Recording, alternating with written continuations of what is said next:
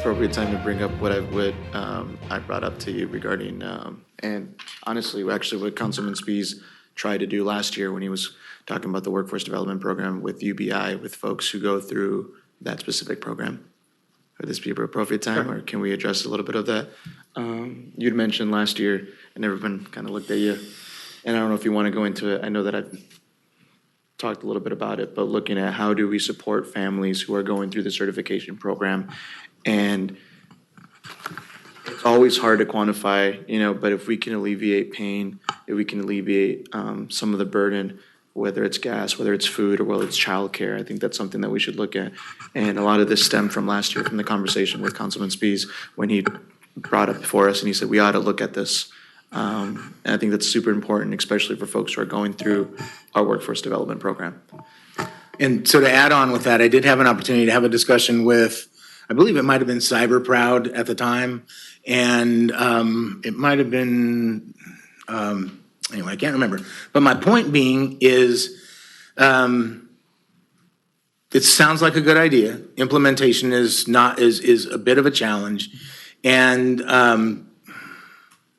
in anonymous experience, there was a strong potential for abuse of that. And so I'm certainly interested and open to having that conversation again. I do think that that is generally a good idea. I think it's just difficult in implementation. That said, if you want to bring it, let's bring it back up and have a full conversation about it. I definitely think that's a good idea. I think that's something that we should look into. I know that, obviously we're going through the first phase of seeing how people get certified and how people do. I think maybe let out a couple of years and then look at what the retention rate is, how many folks are doing that, getting certified and actually getting jobs, and then potentially seeing how we can help out. Again, when we alleviate that burden with families who are working hard, whether it's a single mom trying to make ends meet, whether it's a single father trying to do the same thing, we have to start looking out for our community. And these are folks generally who are working who live in Elk Grove. And I think it's super important that we have to look out for folks who we haven't looked out for. Ms. Lynn, we brought something. Thank you for being here. First of all, thank you for being here. You're very correct. There needs to be more people engaged, especially when we're talking about budget, especially when we're talking about our finance. So thank you for being here. And thank you to all. But it's something that we need to start looking at as we invest in capital projects, that we invest in economic development. We also need to start looking at folks who can't make ends meet. And again, it might be just a couple dollars here and there, but it will help them until they get certified, and then they're on their own, and then they bring that story of success. So I would, again, if the council would like to look at that in the near future and possibly consider doing something like that for folks who go through the certification program with our city.